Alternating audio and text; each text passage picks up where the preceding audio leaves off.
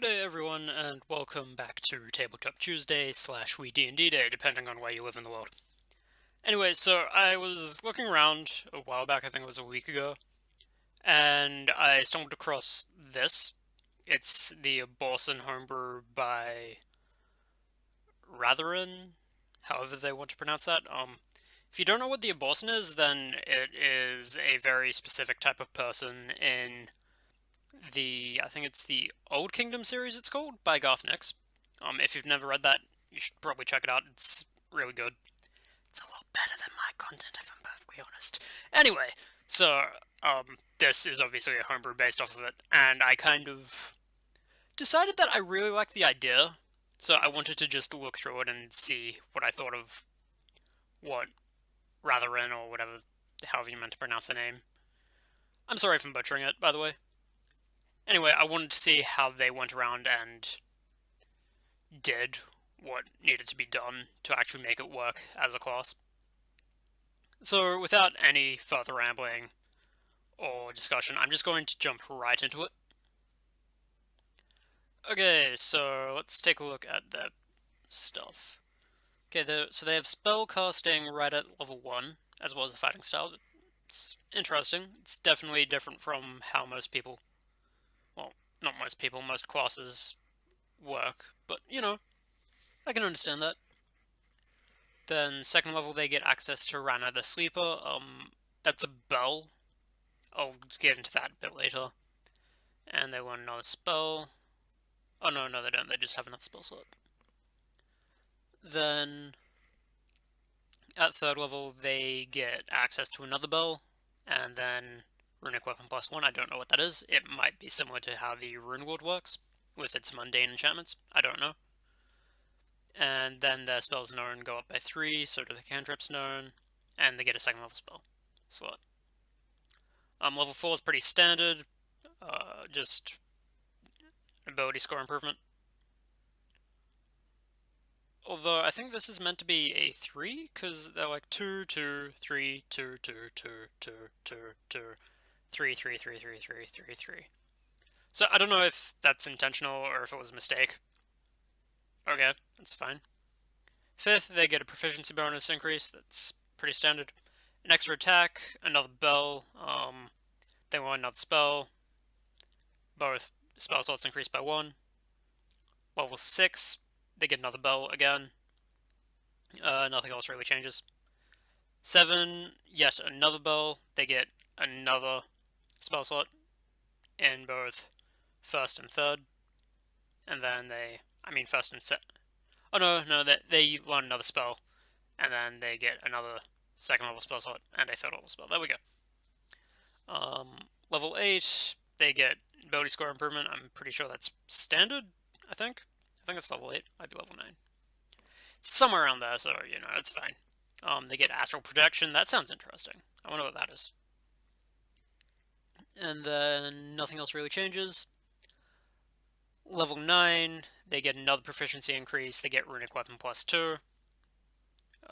Then they get yet another spell. And then 2 third level spell slots.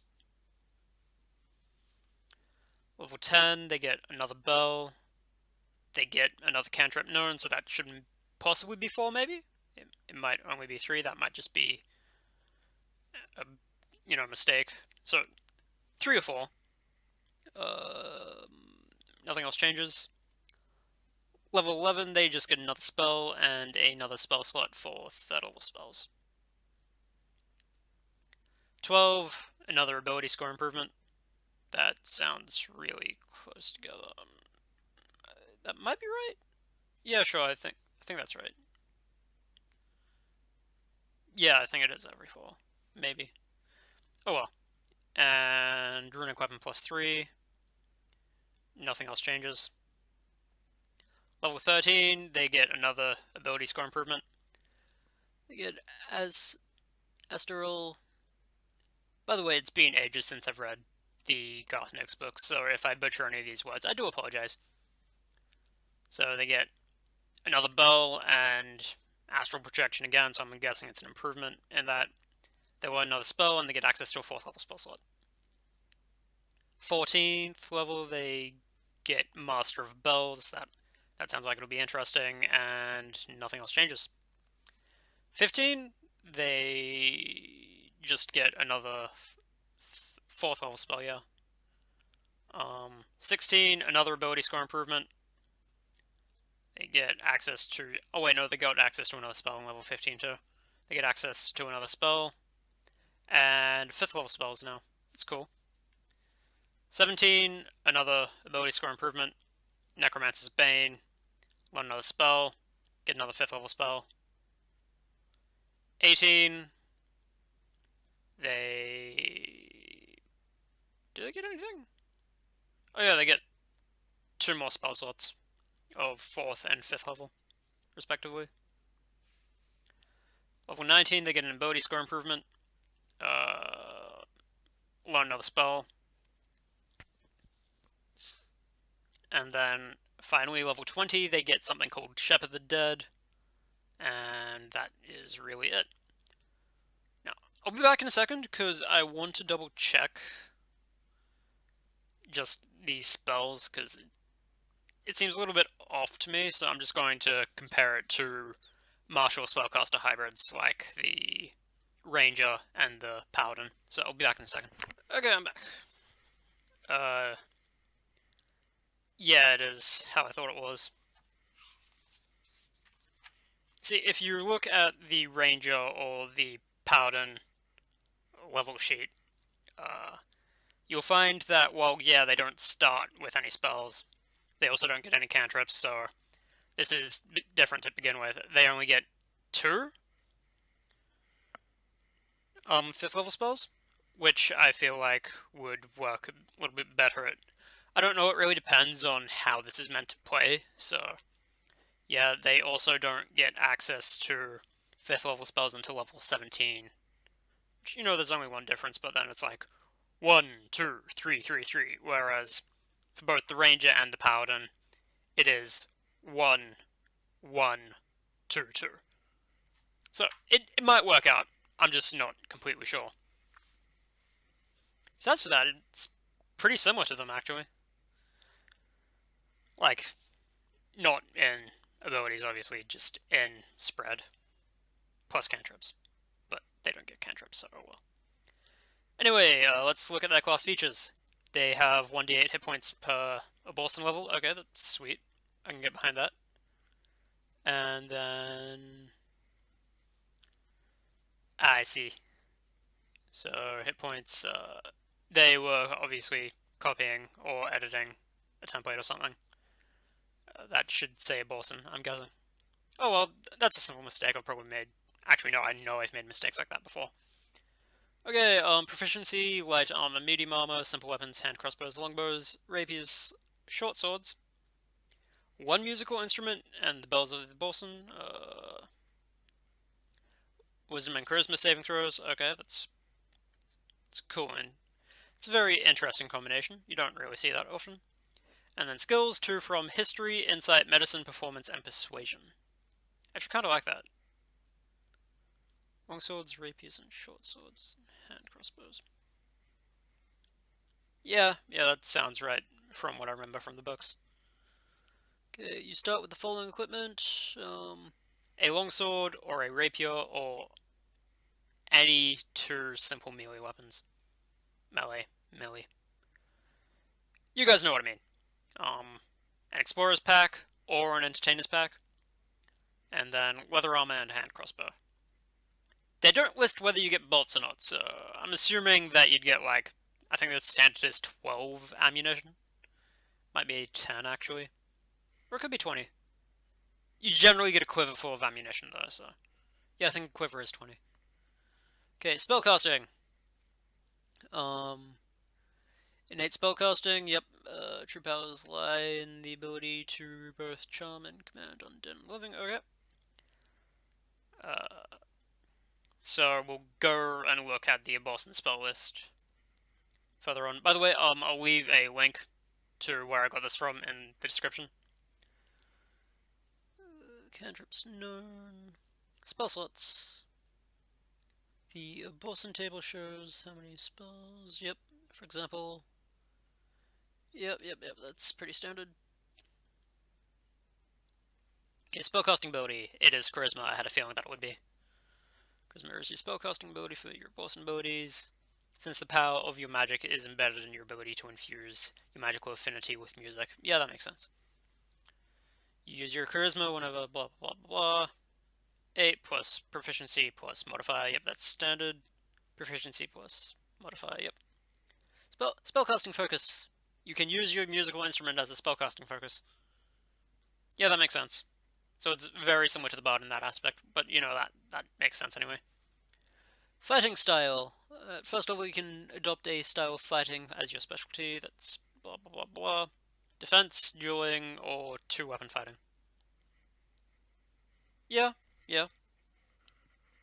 That fits in with what I remember from the books. So far, so good. Anyway, let's look at the bells. This is where it wants to be interesting. Starting at second level, you begin gaining the skills required to safely utilize your bells. You gain access to the bells shown in the bandolier table. That's this. For those of you who don't know what a bandolier is, I'm assuming that most of you do, though. It's like a strap that's across your chest, I believe. Are there any? Yeah, like this. You might not be able to see that, but it's like that. It's kind of like a belt that's worn across from your shoulder and downward, and yeah, it's just got compartments in that. So all the bells are holstered within the bandolier. Okay, anyway, as an action, you may unholster a single bell and sound it, producing one of the effects listed in the bandolier table. Should a bell be used on someone who is not the Abhorsen? Oh, wait, no. If it's used by someone who is not the Abhorsen, not used on. Okay. The effect of the bell will also affect the user. Okay.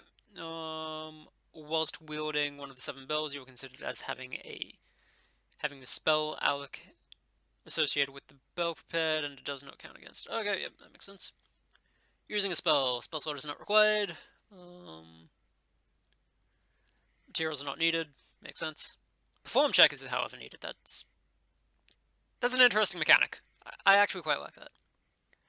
You may use the bell's number time equal to your charisma modifier. Yep, sounds good. You regain access to all uses of your bells after completing a long rest. Yep, okay, that makes sense.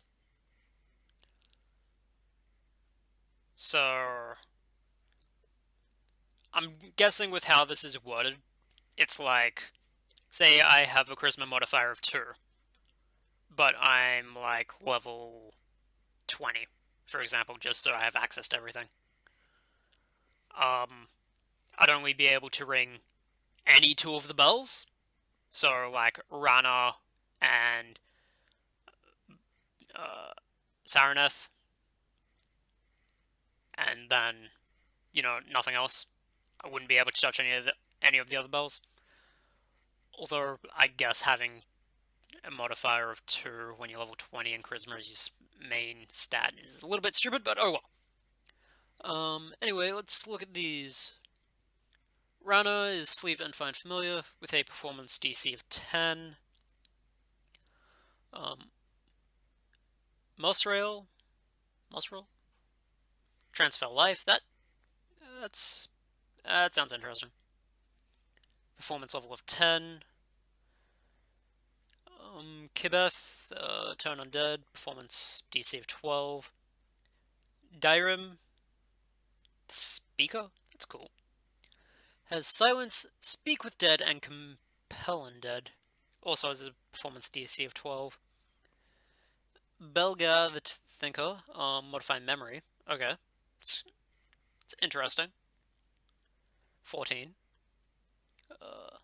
Saraneth the Binder, Control Undead, performance DC 16. And Asterel the Sorrowful, Mass Power Word Killer. Oh, that sounds deadly. And possibly unbalanced, but we'll see. And that is a performance DC of 20.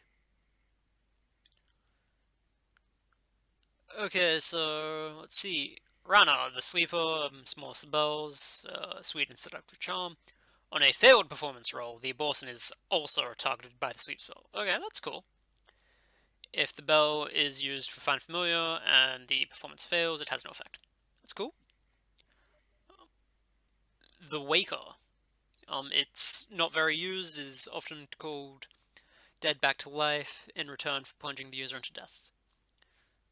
Transfer Life. Okay. As part of your action, you can use this bell on a successful performance roll. You may cast the Resurrection spell. In addition to the spell effect, the use of this spell will instantly kill the ringer and send their spirit to the astral plane. A failed performance roll causes the bell to reduce you to 0 hit points with no transfer taking place. Okay, I'm not terribly sure how spirits being in the astral plane works within D&D, because it's kind of like, oh, you're dead, you're alive now. So that's interesting. The only way I really see that being used is like if the cleric goes down and there's no other way to get them back up because, you know, they're dead, then you'd, you know, ring Mosrel, die, cleric comes back, they res you. I don't know, that's just how it seems. I do like that though. It'd be very interesting to use. Okay, Kibeth, the walker, can give dead movement and force their spirits back to the astral plane. Okay, so it's basically just using that as the realm of death. Okay, turn undead.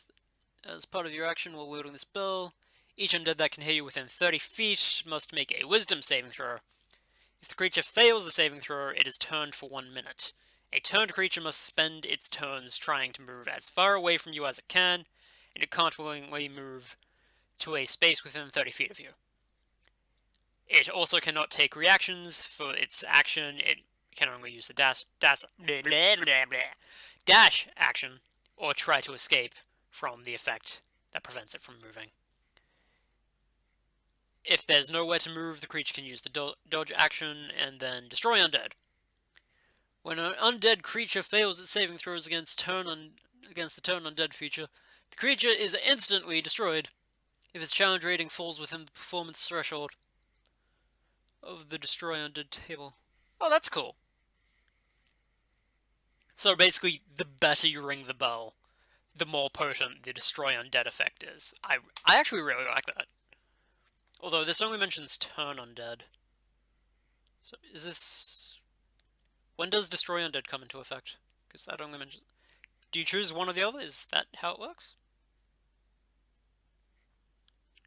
You can tell that I've never really played a cleric, can't you?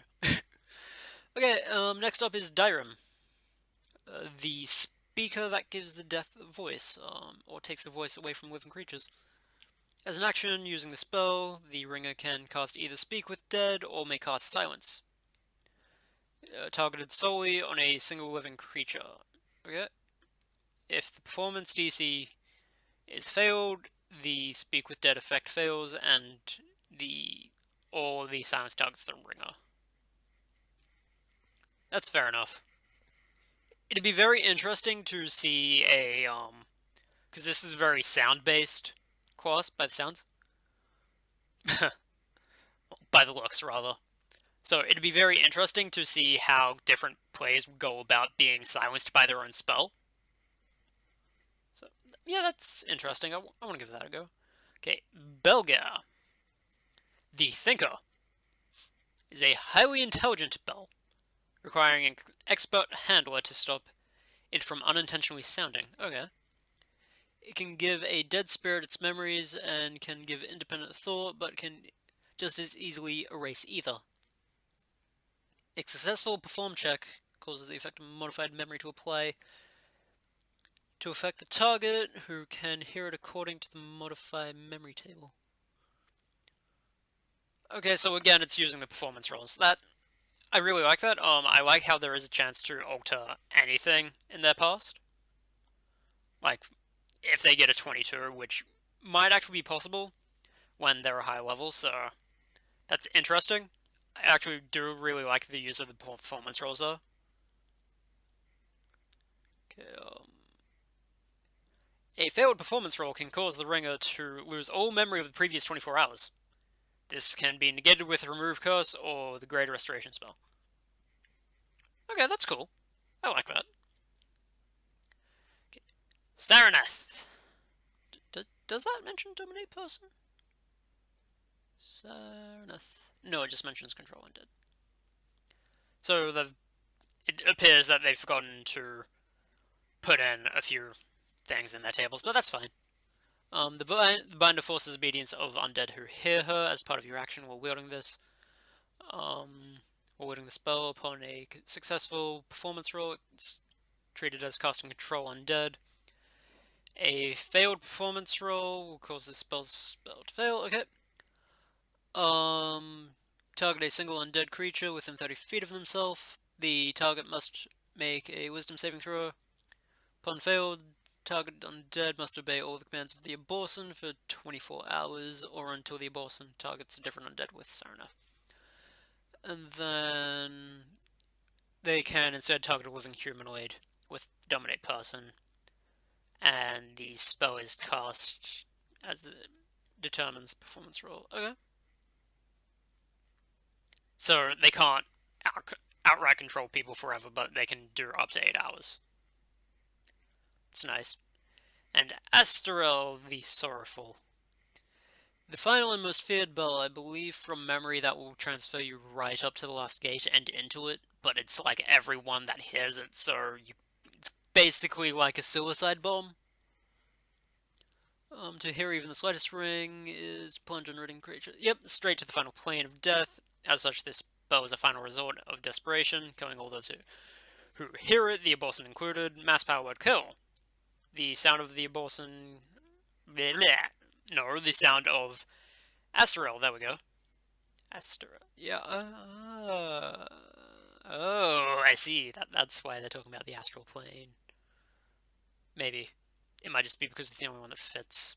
Also might be what it's called in the book. I don't remember. It's been ages since I've read it. Anyway, the sound compels all creatures, including the Abhorsen, within a 60-foot radius of the ringer to die instantly. If a creature has 100 hit points or more, or fewer, it dies instantly. Otherwise, the target must make a Constitution saving throw, taking 7d8 plus 30 necrotic damage on a failed save or half a successful save. That does technically mean that when they're like level 20, they could survive that. They might not even need to be level 20 to survive that, but they could definitely survive that. As in the Abhorsen. Okay, although that is maximum hit points? Is that maximum, or just they currently have that many? I'm interpreting that as it currently has that many. Okay. Creatures that were killed in this manner, including the player, cannot be resurrected with either the true... Oh wait, no, can only be resurrected with either the true resurrection spell or a wish spell. But you could just use the wish spell. Unless is true resurrection a level 9 spell? I don't know. Okay, on a failed performance roll, all creatures within 30-foot radius of the ringer must make a Constitution saving throw or take 78 damage on a fail or half damage on success. Okay, that's cool. Okay, finally, runic weapons. When you reach 3rd level, you begin inscribing your weapons with runes to ward against undead. After focusing with your weapon for 24 hours, you inscribe in its first rune, conferring a +1 bonus to attack and damage rolls against undead.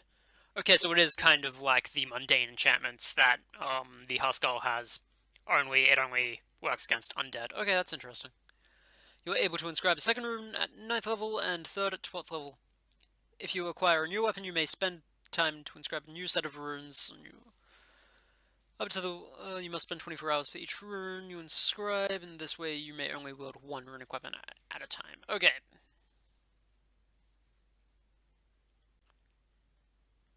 This way, and alright. Okay, so you can only have one runic weapon at a time, so you can't dual wield runic weapons. Okay, that's fair enough. Ability score improvements, 4th, 8th, 12th, 16th, and 19th. It's pretty standard. Just going to double check something. Don't mind me. Okay, let's see. Ability score improvement. 4th, 8th, 12th, 16th, and 19th. Oh, hey, they're right. Huh. I thought they would be, I just had to double check. Okay. Extra attack. Beginning at 5th level, they can attack twice instead of once whenever they take the attack action on their turn. Okay. It's pretty standard. Oh boy. Boy, boy, boy, boy, boy. These are getting pretty lengthy. Okay. Astral projection. Starting at 8th level, the Abhorsen may spend an hour meditating to project their astral body into the astral plane. The material body that you leave behind is unconscious and in a state of suspended animation. It grows cold and gradually begins to frost over.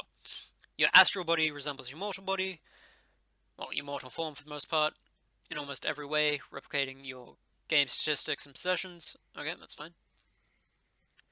Okay, the principal difference is the addition of a silvery cord that extends from between your shoulder blades and trails behind you, fading to invisibility after 1 foot. This tether, okay. As long as that tether remains intact, you can find your way home. If the cord is cut, something that happens only when an effect specifically states it does. Your soul and body is separated, killing you instantly.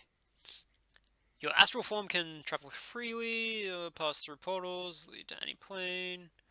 If you enter a new plane or return to the plane you were on when casting the spell, your body and possessions transported along the silver cords, allowing you to re-enter your body as you enter the new plane.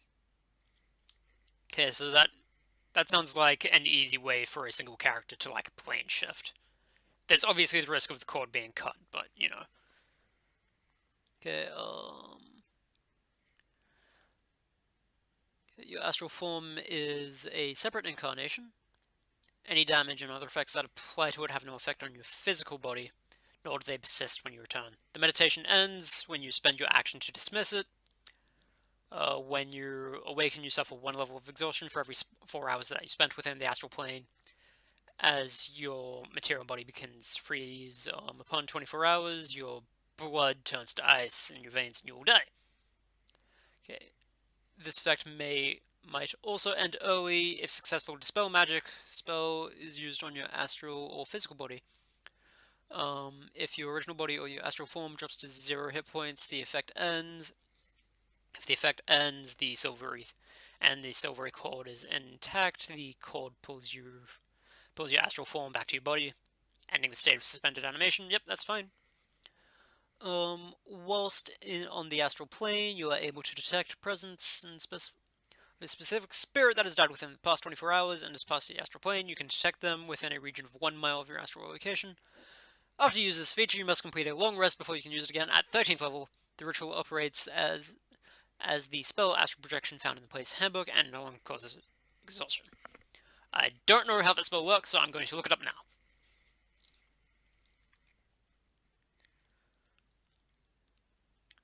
Where are we?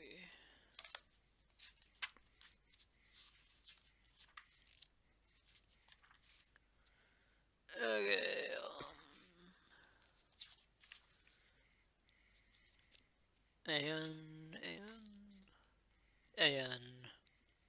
Arcane Astral Projection.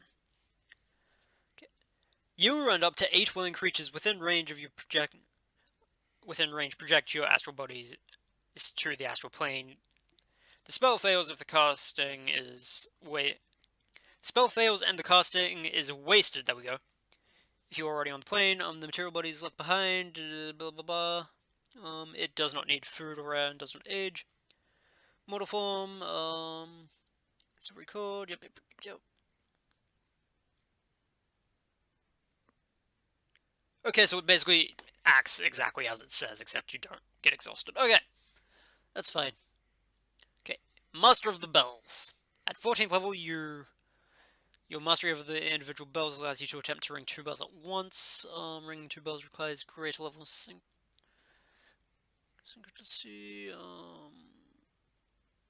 Okay, so while you're wielding 1 bell, you can use an action to pull out another.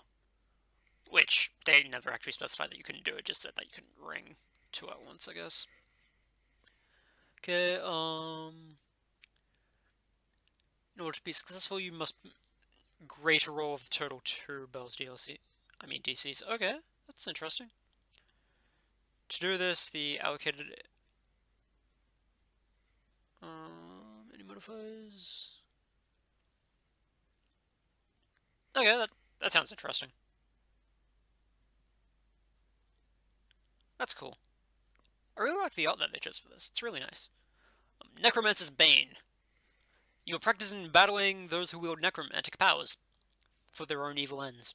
Starting at 17th level, when you are within 5 feet of of a creature who casts a spell that belongs to the School of Necromancy, you may use your reaction to cast a cantrip or make a single melee attack against them. And then finally, Shepherd of the Dead. At 20th level, when a creature that you can see dies, you are able to immediately take it to its final resting place beyond the astral plane. As an action, you are able to instantly project your astral projection and transport yourself and the spirit of the dead to Final Gateway, where they must pass through. A creature's spirit has been guided. This guided here may only be resurrected by a combination of the Wish spell to bring the spirit to the Final Gate and a True Resurrection spell to return it to life. Alternatively, you may use your action to cast the Resurrection spell without expending material components as you wade into the astral plane to bring a spirit back to the material plane. This feature cannot be used again until after you have completed a long rest. Okay, so that's an interesting way to get characters back when you're all super high level. Like, because you can just be in the astral plane and then you're. Oh, wait, no, you can only cast Resurrection. Not True Resurrection. Okay, that's fine. That's fair enough. Okay, finally, the cantrips and spells and all that. Blade Ward, Chill Touch, Firebolt, Prestidigitation, Spare the Dying, Thaumaturgy, and True Strike. Makes sense. I really like that. First level. Animal Friendship. Armor of Agathon.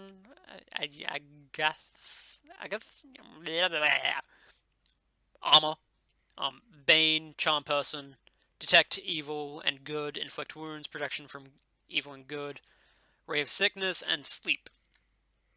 Second level, Aid, Branding Smite, Calm Emotions, Gentle Repose, Lesser Restoration, Locate Object, Ray of Enfeeblement, Shatter Suggestion, Zone of Truth. Third level, Animate Dead, Feign Death, Glyph of Warding, Magic Circle, Remove Curse, Vampiric Touch. Fourth level, Aura of Life, Banishment, Compulsion, Death Ward, Locate Creature, Staggering Smite, and finally, fifth level, Anti-Life Shell, Banishing Smite,